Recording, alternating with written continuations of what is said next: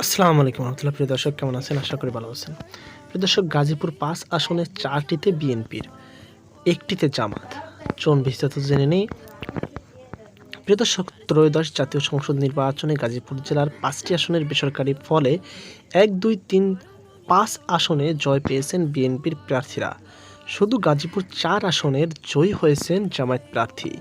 গাজীপুর ১ আসনের ২৩৭টি কেন্দ্রের ফলাফলে দানের শেষ প্রতীক বিএনপির মুজিবুর রহমান পেয়েছেন ২,৭,৭০২ ভোট।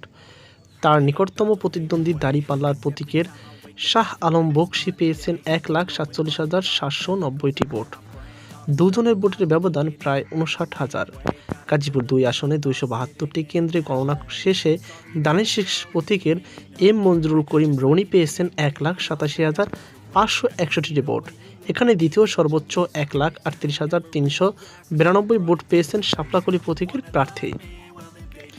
গাজীপুর ৩ আসনে ১৮০টি কেন্দ্রের ফলাফলে দানের শেষ প্রতীকের এস এম রফিকুল ইসলাম ১,৬১,২৫৮ ভোটে জয়ী হয়েছেন। তার প্রতিদ্বন্দ্বী জামায়াতের মোহাম্মদ এহসানুল হক পেয়েছেন ৯৯,৩৫৪টি ভোট।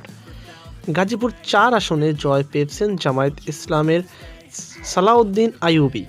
তিনি দাঁড়িপাল্লা প্রতীকে ভোট পেয়েছেন ৯৬,৯১১ ভোট। তার নিকটতম প্রতিদ্বন্দ্বী বিএনপির শাহ রিয়াজুল হান্নান পেয়েছেন ৮৭,৫০৫ ভোট। গাজীপুর ৫ আসনে জয় পেয়েছেন বিএনপি প্রার্থী। এই আসনে ১২৪টি কেন্দ্রের সবগুলোতেই গণনা শেষে দানের শেষ প্রতীকের এ কে এম ফজলুল হক মিলন পেয়েছেন ১,৩২,৮৯১টি ভোট। দাঁড়িপাল্লা প্রতীকের খায়রুল হাসান পেয়েছেন ৭৬,৭৬১ ভোট। প্রিয় দর্শক, এই ছিল গাজীপুরের ভোটের ফলাফল। প্রিয় দর্শক, এতে নতুন করে গাজীপুরের ইতিহাস রচনা করলো বিএনপির প্রার্থীরা। ৪টি আসনেই জয়, ১টিতে জামাত।